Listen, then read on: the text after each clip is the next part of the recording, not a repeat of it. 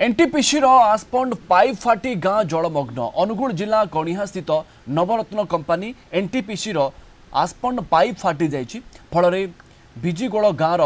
निमतईला साही pounce पानी रे बुड़ी जाइछि एथिरे प्राय 30 रु 50 टी परिवार घरे पाउंस पानी पशिछि कणिहा एनटीपीसी प्लांट पाउंस जाउथुवा पाइप लाइन हठात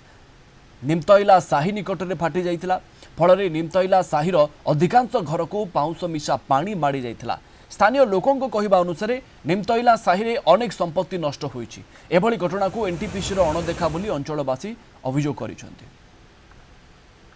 एनटीपीसी जो आस पाइप जाइए आस पाइप फाटिकी आम घर द्वार बाड़ी बगीचार पानी पशि फसल घर द्वार अनेक नष्ट होईछि एवं आम साहीर भी 40-50 घर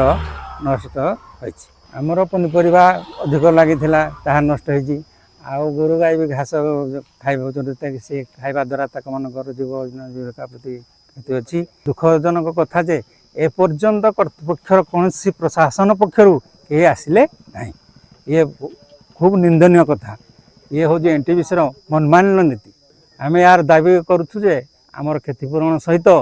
आमर ये साई पड़ोसर लोक मानकर भी सुविधा क्षतिपूरण भी किसी दिया जाए।